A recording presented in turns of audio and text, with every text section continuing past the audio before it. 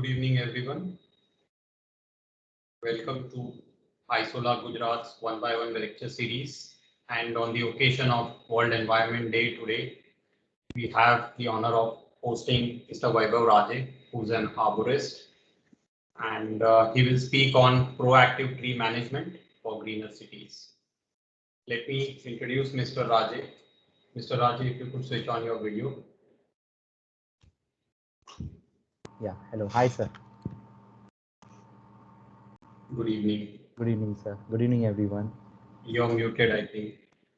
Is it? I think my mic is on. Can you not hear me?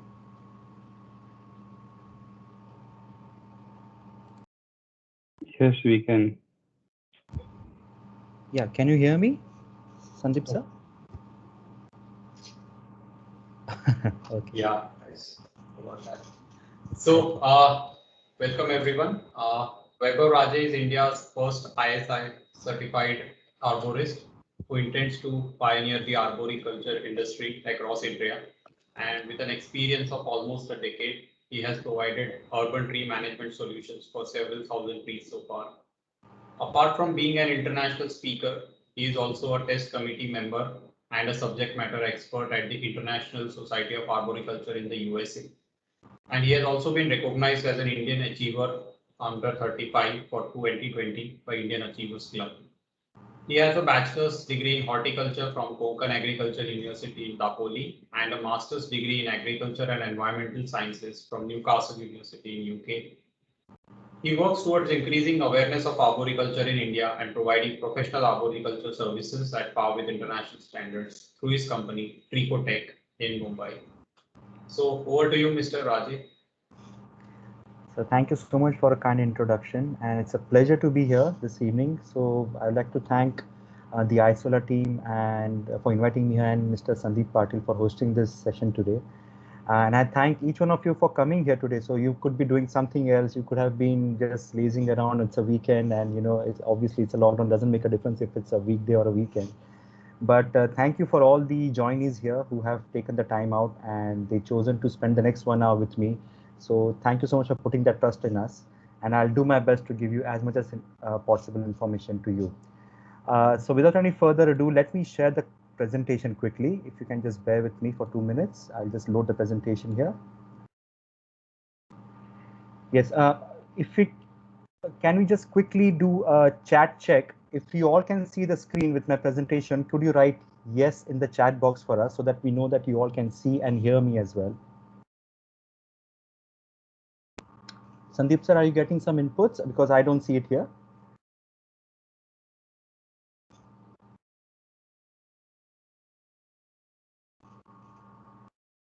Can everyone see the screen so that I can go ahead? Yeah? I can't hear you, Sandeep sir. I think you are muted. I received a chat. Yes, we can go ahead. Okay, everyone can see. Thank you. Thank you for the confirmation, everyone. Thanks a lot. So my name is Vaibhav, and I'm a certified arborist, and I work in Mumbai. I'm based in Mumbai, and I have my own company called Tricotech, and we provide urban tree management solutions. So today I have the honor of speaking about proactive tree management on the occasion of World Environment Day. And I really feel that this is a very good time to talk about proactive tree management because we have been being over the past few years or for past many years, knowingly, unknowingly, we have all been reactive tree managers or reactive tree care people.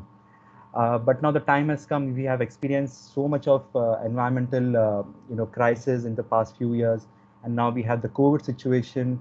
And recently, we had a couple of cyclone events as well, which has definitely given us an insight of how important the environment is, and at the same time, how important each and every individual tree is in the cities.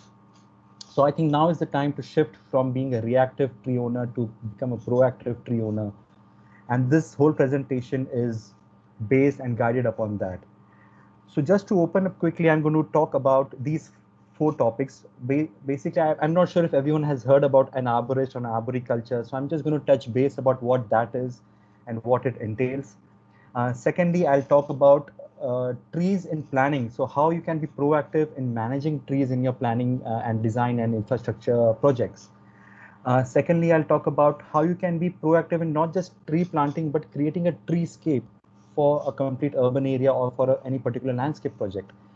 And given this current situation with the recent trees that we lost in the cyclone and other events, it is highly imperative that we talk about risk management in trees as well. So I'll be touching these three major topics and how you can be proactive in these three areas. So let's talk about what basically arboriculture is. So this is uh, an area or this is a specialized subject which deals specifically about managing individual trees, but in an urban environment. So you have several trees in a forest or in a non-urban areas. Typically, it could be any woodland area or national park or any forest area that you can speak about. Those trees, you cannot individually manage them because it's highly impossible. And if there is a risk of a tree falling or a branch falling in that forest or in any particular national park, then it may not have so much of impact because there's no humans around, there are no cars or any buildings around it. So the risk factor is very, very low for the trees in the forest areas. But when those same trees are planted in the city areas, the risk factor and the care level goes up really, really high. And that's why you need people to manage those, and so that the humans and the trees can live harmoniously in urban areas. So arboriculture is basically a broad spectrum industry under the umbrella of horticulture. It is a similar thing to horticulture, but it is more specific to specific urban tree management criteria. It can be it can be considered under the landscape. You can also be a consultant in arboriculture, or you can do a tree climbing and tree pruning. So you can be a climbing arborist, you can be a consulting arborist, or you can be a part of architectural team and provide your inputs in your landscape designs. So it's a broad spectrum industry, and we fit into various these industries as well. And like I said, it's an advanced sector of horticulture, but it is specifically related to urban tree management. So I hope this clarifies what arboriculture is in a brief manner. And why is it important? Because trees make cities livable. We all live in city areas and urban areas, and without trees, living in urban area is going to be really, really difficult. With the global warming and climate change and the urban heat island effect in the cities, it's very, very important that we have big urban trees with big canopies, which can provide cooling effect, shading effect, increase biodiversity in the area, and also improve your mental well-being as well. So trees are very, very important when it comes to urban infrastructure as well. And we need those trees to be retained for at least next 30, 40, 50 years, or for eternity, as long as we can.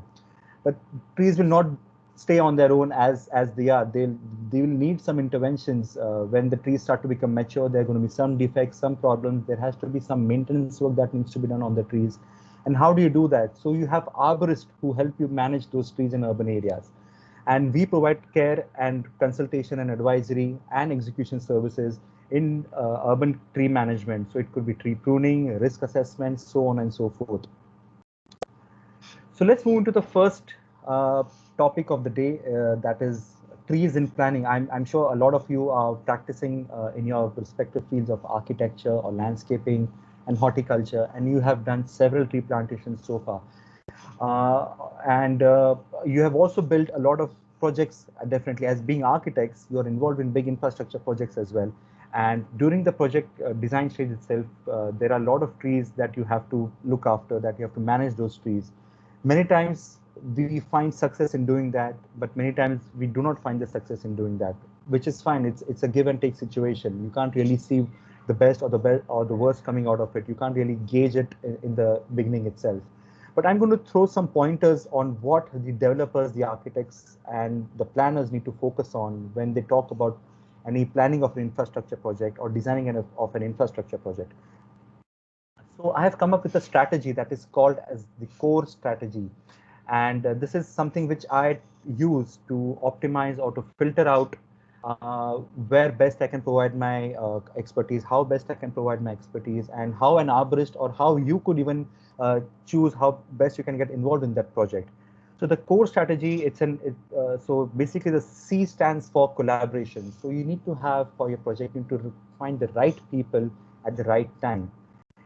Meaning if you are doing a landscape designing project or an infrastructure project, you are going to need a lot of engineers, urban planners, landscape architects, ecologists, horticulturists, maybe arborists as well. So all these people need to be identified right from the design stage or right at the beginning of the project, and you need to collaborate with them so that all the issues, all the concerns, all the challenges are addressed during the design stage itself. And once you have the collaboration, as a teamwork, you can start optimizing the project for maximum design integrity. This is where everyone's expertise and brains are picked, and you find out where is the best solution, what we can do to protect a tree, or what best can we do to change the design so that we know not many trees are disturbed. So the optimization process happens immediately during the design stage. And once the optimization happens, you can start recommending what needs to be done. And you can obviously present more robust solution because of the due diligence that you have done in the collaboration and the optimization stage. So during the recommendation, you can choose which trees are to be retained, which trees are to be removed, which trees you need to plant after the construction, what is the space you require. So you can make the arrangements for these spaces and the green spaces, or the landscape area in well before in advance. So the recommendations also play a very important role. And once the recommendations are in place and everything is in order, we go for the execution. That's E, execution, where you have to be very, very quality conscious and have to be very, very efficient. Otherwise, all the processes and the consideration that you have taken in the first place might begin to fail if the execution is handled very loosely. So in a planning project or in an architectural project, infrastructure project, how can an arborist help? The first thing is to take care of all the trees are there existing in the site, right from the design stage itself. You need to know how many trees are there, where those trees are, what's the quality of the tree, what's the condition of the tree. Create a plan of the tree location, and you need to understand where the trees are located with respect to the design. What is the implication? What are the constraints? So that's the next step in the planning stage as well. So now, for example, if there's a big banyan tree in the project right in the middle of this plot, and you want to build a building around it, so how do you go about it? And it's a 100-200-year-old tree. You just cannot go by cutting the tree and creating a flat land and then building the construction. We need to have some human ethics as well when we're doing the work. So how do you go about it? So this is another step where you can consider to have a tree constraints plan, wherein we talk about which trees can be safely retained, which trees have a good chance of survival during the construction, what are the ground protection measures that we can implement, which tree protection measures are required for which trees, and so on and so forth. And this can be done on a plan with a very detailed assessment. Once the plans are ready, after that we need to look after the execution part on the ground, how we can successfully retain those trees safely during the construction. And for that, we need to clearly define the tree protection zone, the ground protection zone for the tree. And then we can set the rules out for the contractors, for the workers, for the heavy vehicles, for the machinery to work near the tree so that the damage and the impact to the tree is very, very minimum. So I'm going to share a small example of a live project that we're doing in Chennai here. This is for a private school that we are working on. And the thing about here is that the design was already finalized. And if you can see in the middle over here, if you can see my mouse pointer, this is tree number 1. This is the diameter, the trunk diameter. It's about 6-meter diameter, and it's more than 15 meters in radius. It's a big banyan tree, and obviously the client is very, very fond of this tree because it has a lot of connection, the emotional attachment to it, and they wanted to retain this tree. But what has happened in this, that the architect obviously got roped in first and they designed the building, and the client agreed to the design. And then later on, the arborists were recruited to check how the retention capacity or how the tree would fare during the construction.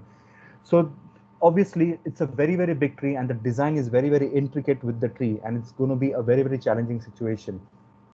So what do you do in this? So we went about doing the assessment. We chalked out all the trees. We mapped up the trees. And you can see there are trees along the boundary wall as well. These are the trees marked. These are the pink colors, these areas that are pink in color. These are the ground protection areas which need to be protected at all times. The other lines denote the crown spread. What is the crown spread? The yellow line, the yellow hatched area shows where the ground protection measure needs to go. The blue area shows where you need to be careful when excavating near the tree. So all these are detailedly, documented in a method statement, an arboriculture method statement, along with our arboriculture impact assessment plan as well. So this is a gist of how we approach a project when it comes to managing trees. So this is how the tree is on the site.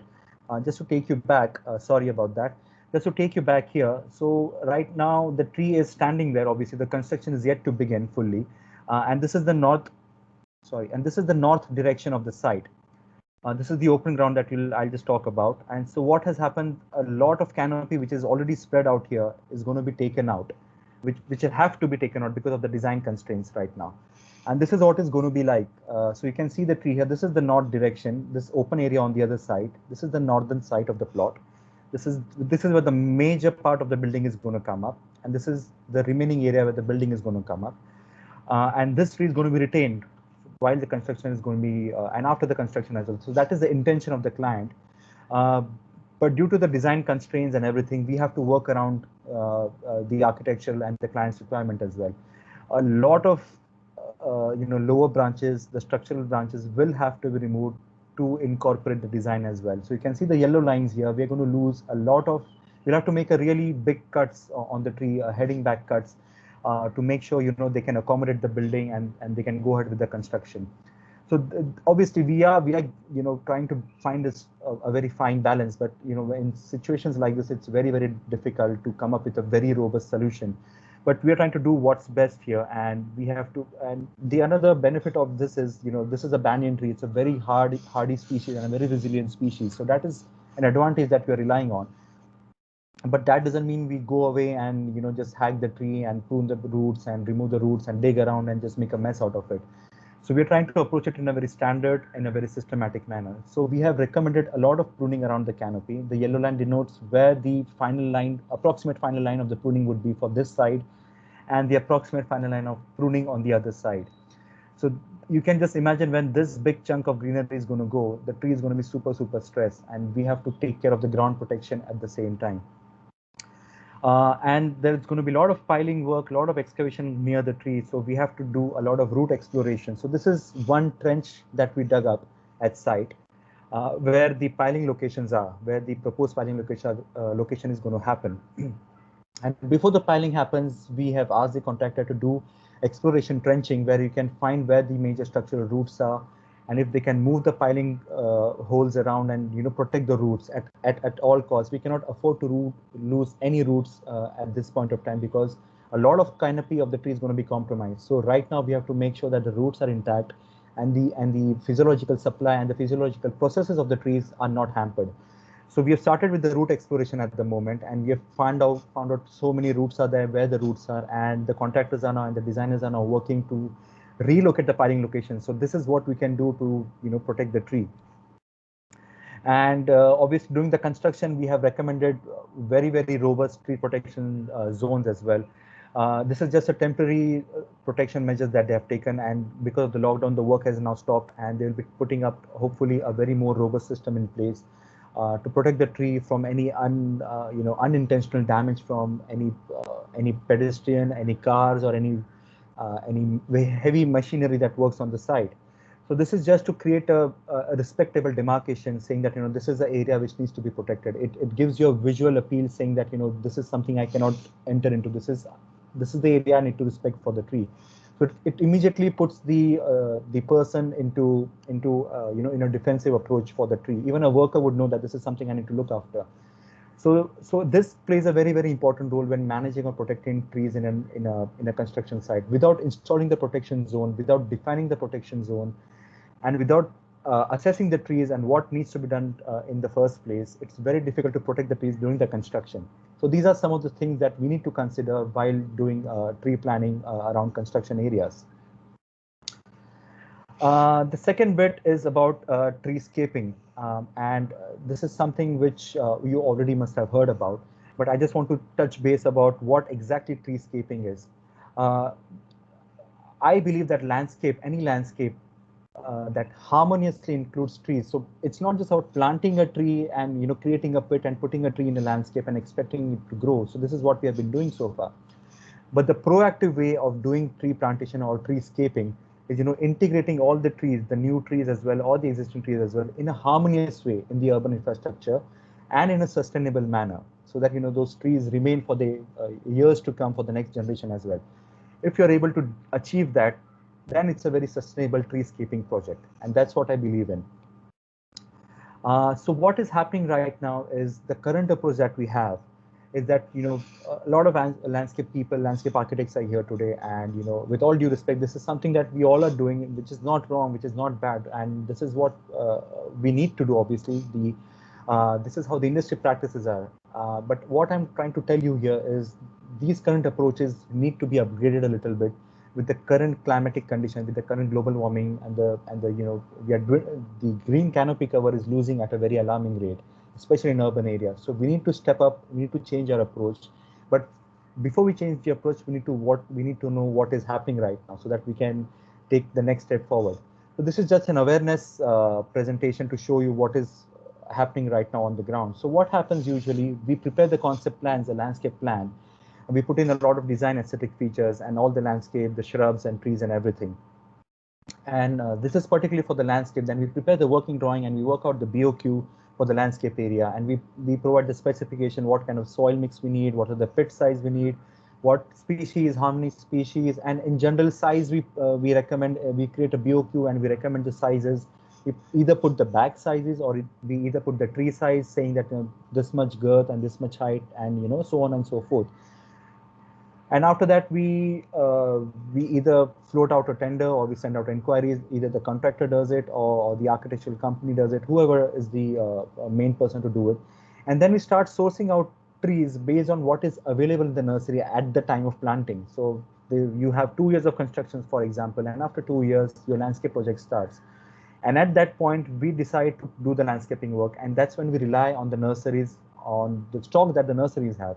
And sometimes you get the tree that you want, sometimes you do not get the tree that you want. There are some compromises that happen, then you don't get a very good quality tree. But so we have to go with the flow, and just we go ahead with the plantation on what is available right now with us. And then we do the establishment of the tree, we dig in the pits, we put in the tree, we put the staking in the ground, and then we maintain it for a 1 year, or depending upon how the contractual obligations are. So this is what the current approach is, and I hope I've been quite broadly or quite from a third person's perspective. I'm trying to just put in the points. I'm not trying to go into any details. So I hope you understand, and this is what the approach has been so far. So what we are recommending, or what a proactive tree management is all about. So we need to implement the core strategy, which we just discussed, to have very robust results. First of all, we obviously do the concept planning, the master planning, and along with it, we need to also have a separate tree BOQ. In this, you identify the spaces where you want to plant the tree. It could be streets, or it could be any podium level, or wherever it could be. And you identify how many trees you want, and what are the species of the trees that you want. So you have a proper BOQ with you.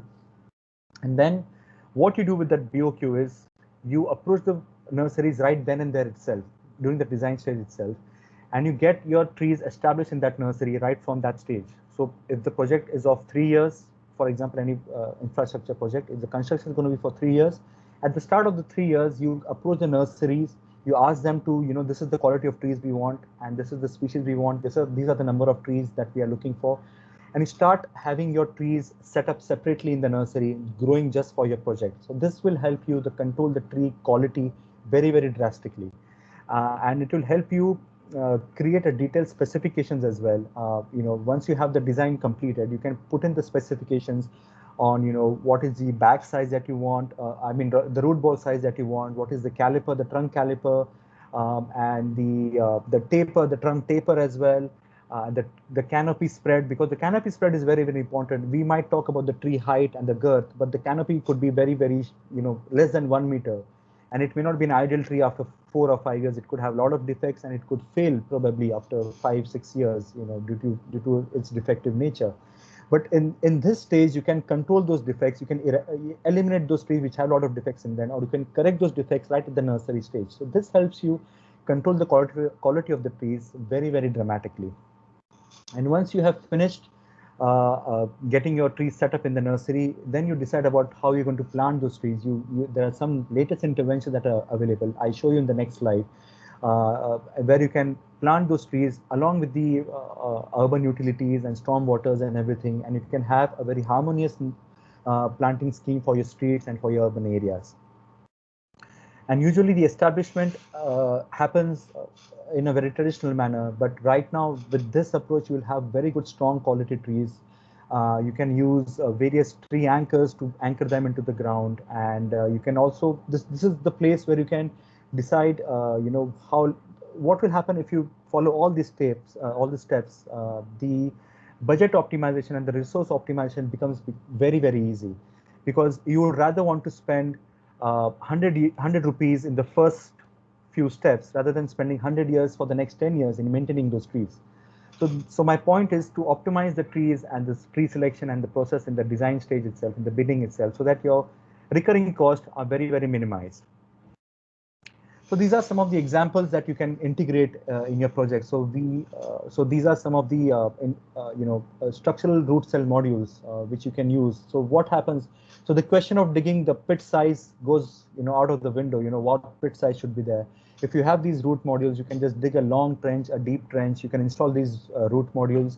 You can have your plants placed in there, and then you can put in your soil mix, your layers on it and your pavement on it, and you will not even know that there's so much of space underground for the tree to grow, and the above ground look will just seem so simple and natural that people would really feel a difference in the quality and the structure of the tree and the growth of the tree as well, because the trees would be happy once the roots are happy underneath.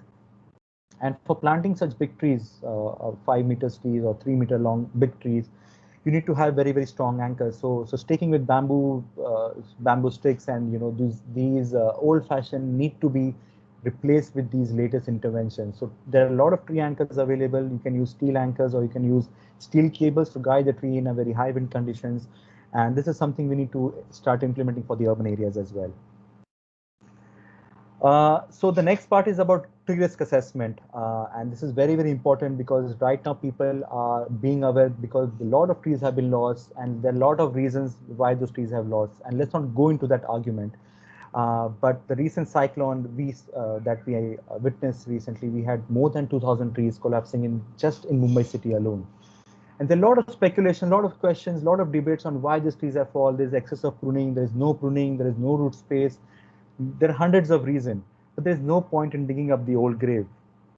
A lot of people keep asking this, could these trees have been saved if this tree would have been pruned this way, if we could have planted native tree species? These all arguments are good just for the argument's sake, but it's not going to help you in taking steps forward or improve the situation in the future. We need to learn from it. These natural events like COVID or cyclones, these are something that the humanity needs to learn from the mistakes that we have made in the past. We need to be more climate resilient in the future. So we need to focus 10 years, 50 years down the line. So our focus has to be in the future. And that's why proactive urban tree management is very important. And so what could be the immediate next step to do for urban areas, to protecting trees in urban areas and minimizing such things, such incidences? There's a 5-step action plan for risk assessment that immediately we need to start undertaking risk assessment in urban areas where high priority areas are, where there are a lot of trees, where there's a lot of influx of vehicles, pedestrians and traffic, or a lot of buildings and structures around which could be damaged if the tree could fall. So identify those areas, high priority areas, and then carry out risk assessment in those areas. And then categorize those trees into high risk trees, moderate risk, and low risk trees, and have a plan of action on how you're going to manage those trees based on the recommendation measures given by the arborist. So these high risk trees would have to be removed because of the level of risk in it, or they could be managed by various interventions like pruning or any other method. So implementation of those mitigation measures is very important. So a lot of times they do the assessment, we provide the recommendations, and nothing happens after that. And after 6 months, we get another call saying, oh, you asked us to do this for the tree, but the tree has unfortunately fallen in the monsoon. So we feel really bad for the tree and for the owner as well, that we could have saved that tree in time if the recommendation would have been implemented in the right place. Or sometimes the implementation is done by not very trained people, and they do something even more harmful for the tree and cause more defects and more risk into the tree. So it's very important to identify how you go ahead with the recommended mitigation measures. And once those measures are implemented, the arborist needs to come, review what has been done and validate the work that has been done. Once this validation is done, that's when the loop of risk assessment is complete. So you cannot just have a report with saying this needs to be done and you don't do nothing about it. So go ahead with the action and then validate those actions with the help of an arborist. And that's when you know that you have done a complete loop of tree risk assessment. So for proactive urban tree management, proactive tree assessment, what are the elements? The three major elements for you to become proactive from today. Set out a separate annual tree assessment regime. You know, you need to have a separate regime every, at least minimum 12 months, every 12 months, you need to have your trees assessed. You need to know how the trees are behaving. What is the condition of the trees? If any trees, decayed, if the tree needs to be removed, then if there are 5 trees removed in a year, then next year the record has to be updated that 5 trees have gone, 10 new trees have been planted. So this annual tree risk maintenance regime has to be very, very robust and very, very important in any institute or any organization. Secondly, we also need to have an annual tree budget provision. So at the start of the financial year, set out some amount to maintain your trees as well. As you maintain your landscape, there should be some amount set out for the annual maintenance of tree as well. This could be anything. It could be just planting or fertilizing or pruning or assessing any of those things. And third thing is to go ahead and take actions with the recommendation measures and everything. And why this will help you is because the timely decisions and timely interventions will help you minimize those errors and help you protect those trees and create more safer and greener environment for tomorrow. So these are the three elements that you need to start imbibing in yourself to become a proactive tree owner from today. Just to sum up, some of the points that I feel that are very, very important for the future is, especially for urban areas, that we mostly all the urban areas in India, all the big cities in India, we need to develop an urban forestry management plan, a strategic management plan. We just cannot do a basic tree inventory and expect to manage those trees. If there is no strategy behind it, if there is no plan behind it, if there's no action behind it, it is just mere a list of trees, and that's not going to be helpful.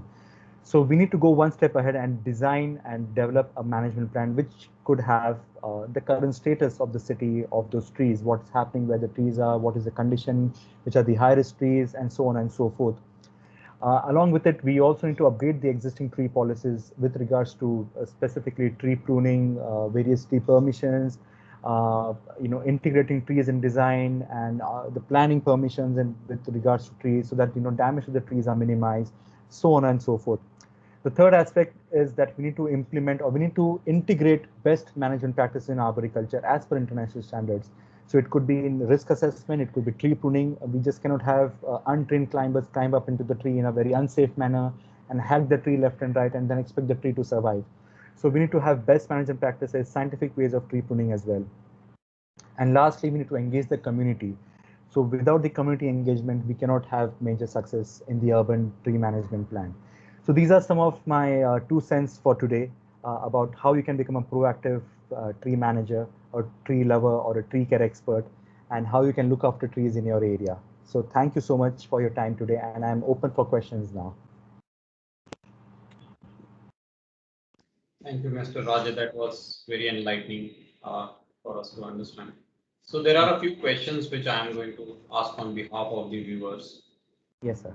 So one of the initial statements when we were explaining about the banyan tree that happened is one of our viewers sort of asked whether trees like banyan are pretty robust and they can grow back from any sort of damage or pruning. But from some of what you said, we understand that it will not be the same. So could you elaborate a little more on that aspect about value of pruning properly and managing it properly? Absolutely. Thank you for the question, by the way. It's a great question. And as you rightly said, sir, the banyan tree, ficus tree species, as you know, not just banyan, but any ficus tree species are very, very resilient. They could grow into any building cracks or into walls, and they can just spread and just have their own ecosystem. So naturally, they have naturally, they have a very, very high resilience to urban impacts. But that doesn't mean that we go ahead and damage the tree or create nuisance for the tree in the future. So for that particular tree that which I showed in the presentation, since the design was already finalized, the courtyard area and the building around it, and with the tree in the center, it was architects design strategy had already been placed. And when we came into picture, we had to go ahead with the design strategy what was already there.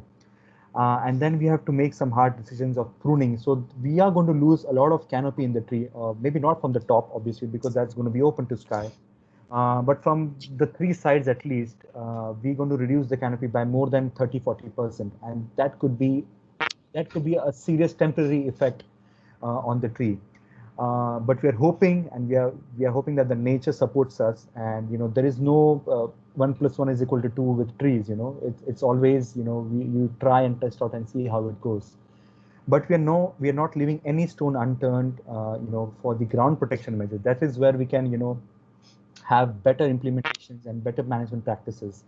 So when the building is going to be constructed, we're going to leave some gap between the ground and the building, so that the air, moisture, and the rainwater can pass through under the ground, under the building, into the roots of the tree, so that the tree would still function as if the building was not there. The roots would still function, so there is no compaction on the ground, and the tree would be able to still perform its natural duties as it does.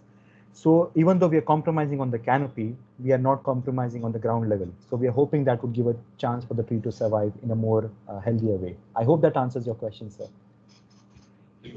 There's another question connected to that, which looks at the other perspective. So if one were to look at planting new trees around a building, then is there any particular suggestion you would make on the kind of trees to be selected, basis of maybe their canopy, their root system, anything that you can help us? Okay. A great question, sir. The word planting itself has the word plan in it. So before you plant, please plan what you want to do with it.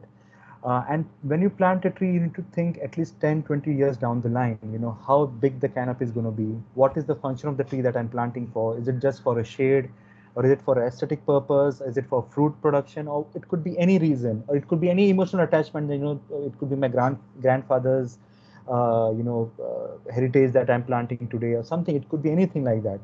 So make sure you have your ideas clear about what you're planting for. Have your plan ready. And secondly, find a very ideal place.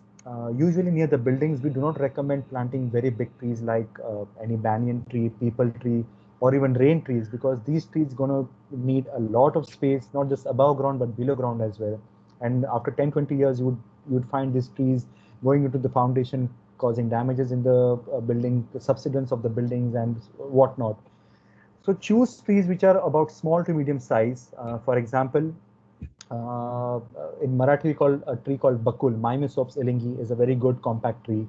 Then there is tam and lagostomia. Then there is bahava, Cassia fistula. It's a beautiful tree, flowering tree, and grows to medium size, 7–8 meters, which is very fine, and their roots are not very damaging to the structures as well. Another good tree is Kadu neem, the neem tree, Azadiracta indica. That's a very good tree species as well. And one tree species that we see in non-urban areas, in villages and remote areas, but we don't see in cities, which is a very resilient and a robust tree species as well. It's called Surangi in Marathi, Mamia suriga. If these tree species are introduced in the city, we'll have a very brilliant biodiversity and brilliant green cover in the future, and which will also not damage your urban structures at the same time. So I hope that answers your question, sir. And there's a third question related to that. So there are some of these techniques called as root barriers, which are suggested if you're bigger trees near to the homes. So can you tell us if they are successful, or they can still allow us to plant some of the bigger trees? Yeah, absolutely. Obviously, I wouldn't advise planting those root barriers for big trees, because you cannot restrict the roots of the big trees. You can probably do it for smaller trees or shrubs or something like that. But if you have to use a root barrier, that means we are lacking somewhere in the planning itself. So we need to go back onto the drawing board and see what best we can do in order to allow the tree to grow and spread underground as well. I would always give preference to the trees first, because that's going to add value to your building later on. That's going to add not just in terms of environmental, but in terms of money as well. The property value is going to increase. drastically with if you have greenery and big trees around. So I would give my 100% to make sure those trees are planted in the right way, in the right fashion, in the design stage, and they're considered in the design stage itself. And root barriers is, I'm not against it. Obviously, it's a very good thing to have, but I wouldn't advise for planting or using those root barriers against big tree species. It's just going to defeat the whole purpose of planting a tree. So in the example that you showed us from Chennai, where the banyan was to have a building accommodated near it, would one have used a root barrier in that particular case? Uh, no, in that particular case, because we're not pruning any roots, because we cannot compromise on losing any roots. So there is no question of putting any root barrier in there. So roots are going to be retained as it is, and the piling is going to be done in between the roots while protecting the roots. So the building is going to be suspended a little bit above the ground. So that's why there is no question of installing any root barrier in that situation. Right, right. Yes, so, is there any minimum distance one would suggest to plant from the building edge for a tree? Let's say even if a medium-sized tree. Yeah. That's a good question and a very practical question as well. So distance obviously varies with respect to the tree species that you're choosing and the type of building that is next to the building, next to the tree. So if you want to plant a big growing tree species like Ficus religiosa, the peepal tree or a banyan tree, I would advise you leave at least 20 to 30 meters of space between the tree and the building or any structure around it.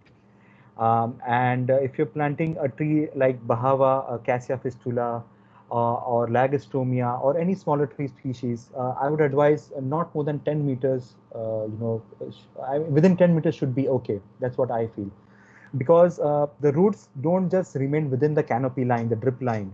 The roots spread beyond the canopy. So when you know how big the canopy is going to be, you need to leave at least 50% more area for the roots to spread around it. So the canopy spread is, for example, for a matured Ficus religiosa, it could be 20 meters canopy diameter.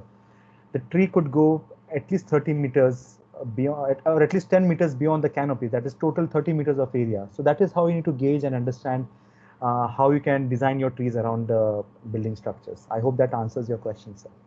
Absolutely, I think so. There were several questions that comprehensively looked at it from several directions. I think that was nice. So there's another thread that is going on that I want to start discussing with you. That's about transplantation. Yeah. So the first question in that is, how does one decide whether a tree can be transplanted or not? Okay, that's a very good question. I think this requires another session, sir, because transplantation is a very, very big subject and everyone's favorite, I think. Everyone wants to transplant trees, no one wants to cut the trees. But as a technical experts, we believe in choosing the right trees for transplantation and justifying why we are transplanting or why we are not transplanting such a tree. And this can be, so basically the success of any transplantation can only be done or can only be decided in the design stage itself. If you're trying to start the construction tomorrow and I want to take those trees out, it's just going to be futile. You have to literally uproot the tree and just plant it somewhere else just for the sake of it.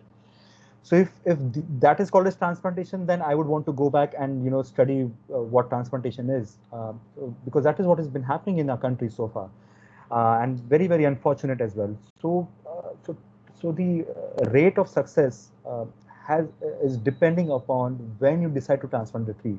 If you decide to transplant, you choose the trees in the design stage itself, the success rate keeps going higher. In order to identify which trees can be transplanted, you need to focus on few things. Firstly, is the species. Is the species going to be resilient? Is it going to take the shock? Mostly, fruit trees have a very, very less resilience in terms of transplantation. They go into shock very quickly and very difficult to recover.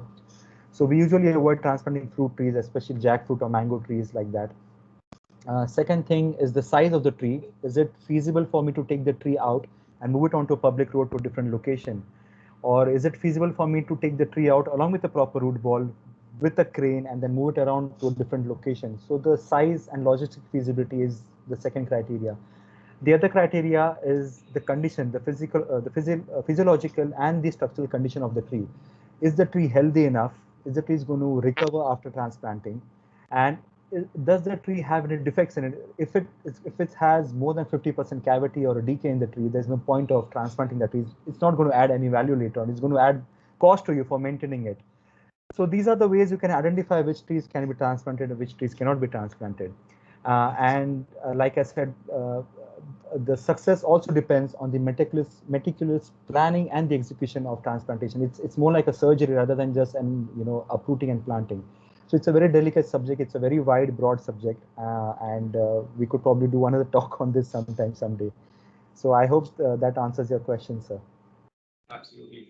Another question linked to that, in your experience, from whatever trees one sees in Indian streets generally, or common public spaces, would you be able to name certain species that absolutely are not possible to transplant because of their tendency? Okay, like I said, fruit tree species would be actually looked at, in a different perspective. We wouldn't blindly even consider transplanting fruit trees, irrespective of the tree size or whatever it may be. Um, but there is no list of tree species which we can say, okay, this is something which cannot happen, this is something which can happen. Each tree has its own resilience, each tree has its own capacity to cope up with the stresses. Uh, what I can tell you is some of the species which have higher success rate, provided you follow the proper design protocol and the execution protocol. Species like all the ficus species, basically, peepal tree, banyan tree, depending upon the size, obviously, they have very good success rate.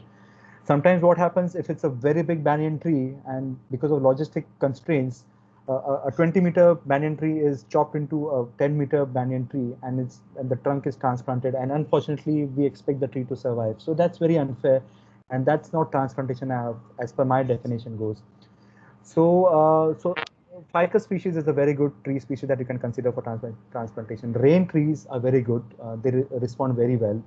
Then Terminalia, Catappa, these are very good tree species as well, which respond very resilient to transplantation. Then Polyalthia longifolia, the Asupala or the Ashoka tree that we call. Even neem tree are known to have a good rate of transplantation as well. Plumerias are, I think, they are the eternal trees. You do whatever to them, they'll still survive. So they are one of the other tree species which I would suggest to consider for transplantation. Yeah, thank you. I think that's gives us a very good idea of how it works out.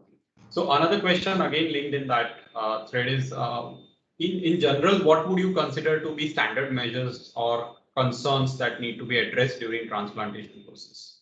Okay. I think this has become a transplantation session now, but that's great. Great questions, everyone. Thank you so much for sending them in. Uh, so, what considerations I have to take during transplantation? That's what. Yeah. Okay. So, yeah. So considerations, like I said, your decision of transplantation has to happen in the design stage itself. Before you actually break ground, you need to know which trees you're going to retain, which trees you're going to transplant, where you're going to move them, and how you're going to move them. And the detail has to be so much that you also need to chalk out the lifting plan, the haulage, the moving, the transportation route, what kind of logistic arrangements you need to have. You need to work out the weight, the expected potential weight of the tree, because if you're going to transport a big tree, it could weigh anything around 50 to 100 tons along with the proper root ball. And if you're going to get a 2-ton crane to lift that tree, it's going to be a big challenge. I don't think that's going to be possible. So you might want to look into the engineering aspect as well, the lifting and the rigging aspect of the tree as well. So it's not just the tree, not just the science, not just the horticulture part, but the engineering part as well also have to be looked into. So we need to hire the right people who know how to manage the load in the tree, how to rig the tree, how to lift the tree, how to move the tree on the route as well. So there are experts available for it, and this is not just one person's game. It's a teamwork that has to come together in the end. So that's what I feel. So yeah, thank you for the question. Sure. Thank you so much. So there are two different questions now. Moving on. So there is a question here that says that, especially in coastal areas, when there is a salt spray happening and cyclonic conditions are happening, and a lot of people live on the edge of that. So is there something that they can do to protect the trees during adverse conditions? Okay. That's a very nice question, and this happens usually on the coastal side where people live, or where there's a lot of sea spray happening. Uh, the only solution to is to plant which are resilient or which are suitable for coastal conditions. So you have Barringtonias, At some extent, terminalias also perform really well along the coast. Coconut palms, obviously, there is no doubt about it. Then you have a lot of phoenix palms, date palms you can plant. Foxtail palms also performs up to some extent along the coastal line. Then casuarinas are another excellent tree species that you can plant along the coastal areas. And then there is Thespecia. In Marathi, we call it as bhend. So Thespecia is another tree species that you can plant along the coastal areas, which perform very, very brilliantly. So if you have planted a wrong tree species which is not suitable for that area, the tree is going to definitely suffer. It's going to struggle a lot to hold ground and to stand and to have its health and vitality in check. But if you choose the right tree species, which I've just mentioned, then the question of maintaining those trees becomes easier. So it's not about what you can intervene, what you can do to intervene to improve the health. It's about what tree species you can plant along the coastal area. So selection of species is very important. Absolutely, absolutely. Yeah. So coming to the topic of cyclone, another question is you showed in one of your slides an HDP thing that allows roots to grow in a certain way. So one of the viewers is asking if you can slightly elaborate on that, and if that is a standard method or are there variations that one can look at. So let's say that HDP is not there, but a similar soil patch is available. So would that also work? Right. So the model which I showed is basically it's called structural root cell module. And it is just a replication of structural soils. I'm sure you all must have heard about what structural soils are. So this is a human intervention of replicating the environment for the roots in place of structural soils. And what happens here is you allow the tree to grow, the roots to grow underneath without the compaction of the soil. So these modules, they stack upon each other and they distribute the load of the pavement, the pedestrians, or even heavy vehicle moving around it. So it doesn't allow the soil to compact underneath. And when that happens, the roots are very, very happy. When there is no compaction, it means the pore spaces are maintained, the soil pore spaces are maintained, exchange of gases, water, moisture, everything happens. Nutrient uptake is very, very easy. And trees grow very, very well in these conditions. And these are obviously developed by various companies.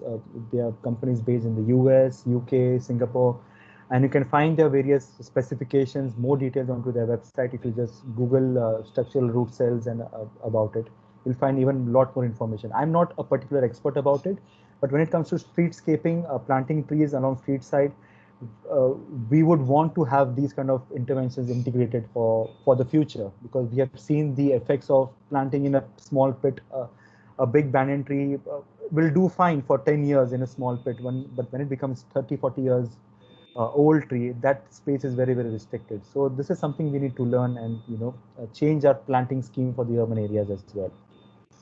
So yeah, that's about it. And since you're again talking of cyclone and root systems, so we saw that a lot of trees were uprooted during the recent cyclone, especially in Mumbai and surrounding areas. So the question is there a possibility that some of those uprooted trees could have been put back? And if so, what are the ways to consider that? I mean, what does one assess to think that if it's possible? Because what we saw is that a lot of municipal corporations decided to just cut them up and put them on the side, but a lot of them were very mature big trees. So. Right. No, a great question, and a lot of people have been asking me this. So thank you for whoever asked this question. Thank you so much for bringing it up here. From a safety point of view, okay, there are two options where how you can handle this situation.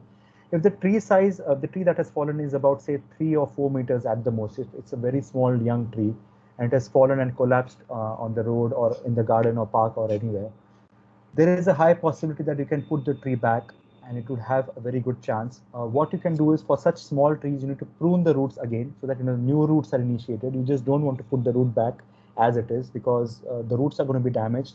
They're going to be stressed out.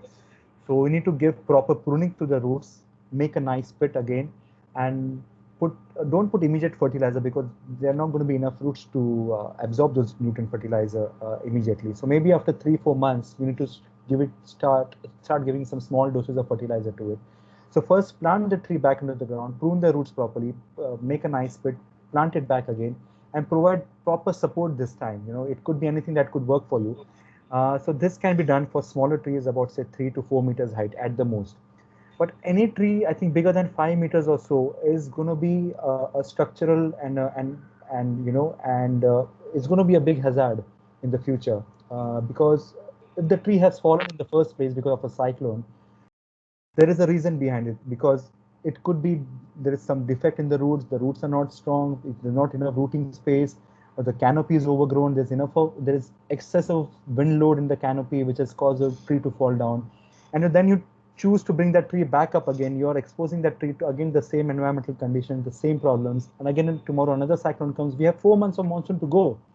So it's very optimistic, good intentions of putting those trees back, but think about the consequences that might happen. So, and for such big trees, 10, 15 meters big trees, no staking, no guying, no use of steel cables is going to put the tree in the ground, because you're not going to have any roots in there. The roots are going to be damaged, and the roots are not going to hold ground in the next 4 months. It's going to take at least 3 to 4 years for the tree to have proper structural roots growing back. So technically speaking, big tree replanting into the ground is a very, very unsafe idea to do. Uh, but again, I cannot come into, or we cannot come into between your emotions. You have a lot of attachment towards the tree, and we leave the decision up to the tree owner on what best they want to do. So I would leave it at this point, sir. Absolutely, absolutely. And there is one last question about the same topic, that a lot of us have seen that, especially before the cyclone season, the municipal corporation comes and prunes the trees, makes the canopy load lighter. So, can you tell us something about how technically it should be done, or how does an arborist look at it? Absolutely. So thank you again. A great question.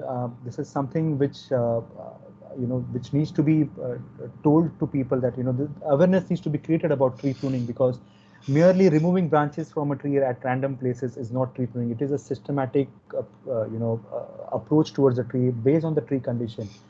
So tree pruning obviously has to be done in a very safe and a scientific way. Why am I using the word safe? Is because if you're climbing a tree without proper gear, without proper equipment, without ropes, helmets, harnesses, and proper equipment, you are risking your life. So that's why the word safe is very important while pruning the tree. You need to hire the right people with right expertise who have the right gear, the right safety knowledge, and everything. Because once you have this equipment, the ropes and everything, proper arborist ropes, not just any nylon ropes that you can get in the market, but proper climbing ropes.